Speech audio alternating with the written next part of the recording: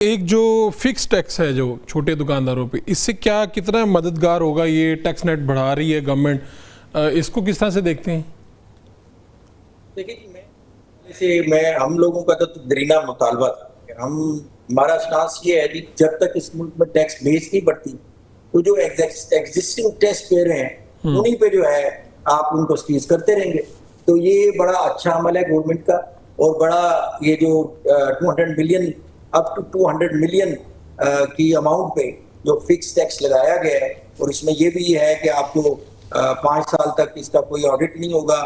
आप इसमें अपना पीओएस आपकी जो शॉप से उठा लिया जाएगा और आपके शॉप के बाहर बारकोड लगा दिया जाएगा ताकि आपको कोई आपकी प्रीमिसेस में बंदा अंदर दाखिल ना हो सके। तो ये बड़ा अच्छा इनिशिएटिव है। और इसमें जो एक फॉर्म हम कहते थे कि हमारा मुतालबा ये था कि बड़ा एक तो आसान हो और जो इसकी रेशियो है ना टैक्स की बड़ी कम होनी चाहिए, क्योंकि ये दोनों चीजें इसमें है। 5 रीजनल लैंग्वेजेस में ये फॉर्म है, बड़ा आसान। तो इसमें छोटे ताजर की जो मुशावरत वो भी शामिल है।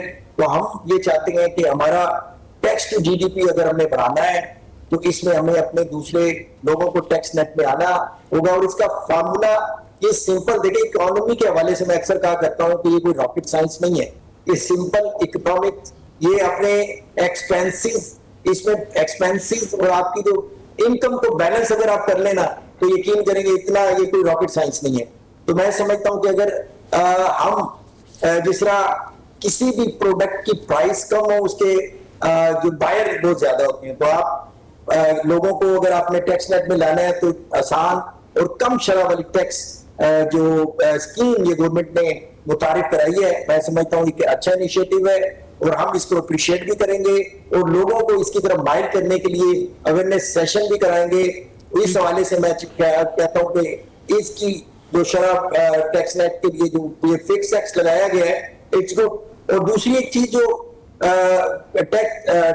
फाइनेंस बिल पेश होने से पहले एक रूमर थी, वो कहा जा रहा था कि सोलर पे और इलेक्ट्रॉनिक व्हीकल्स पे सेल टैक्स लगाने जा रही है गवर्नमेंट।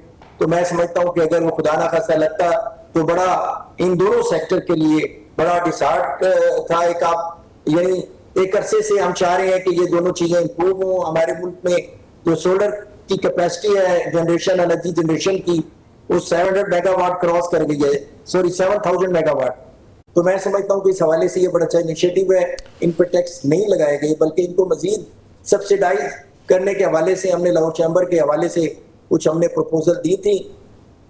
तो मैं समझता हूँ कि इस वक्त हमें जो एक्सपोर्ट लेड ग्रोथ के हवाले से देखा जाए तो उनमें बहुत ज्यादा एक्सपोर्टर को रिलीफ आल्दो नहीं मिला, लेकिन जो सुपर टैक्स उनमें से अबॉलिश किया गया है वो एक अच्छा इनिशिएटिव है गवर्नमेंट। मुझे तो लग रहा है कि आप मुतमिन हैं, यानी कम्युनिटी के लीडर के तौर पे आप मुतमिन हैं इस जो ये बजट है ये इत्मीनान बख्श है आपके लिए?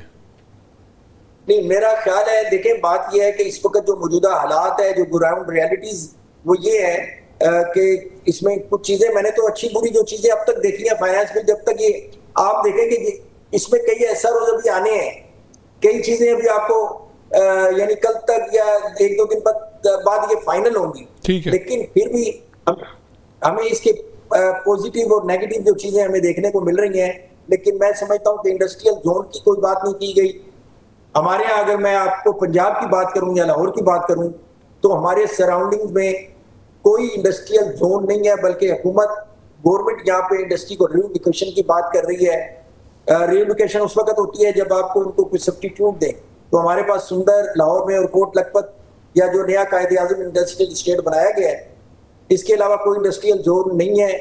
ये जो छोटी छोटी पॉकेट्स में सेल्फ जो आपने लोगों के लिए अपनी कोशिशों अपनी मदद आपके तहत लोगों ने अपनी जो इंडस्ट्री लगाई थी उसको रीलोकेशन के हवाले से मैं ये समझता हूँ कि इंडस्ट्रियल जोन की हमारे मुल्क को इस वक्त अच्छा बहुत जरूरत है। बिल्कुल उस हवाले पे ठीक हो गया, ठीक हो गया। हमारे बजट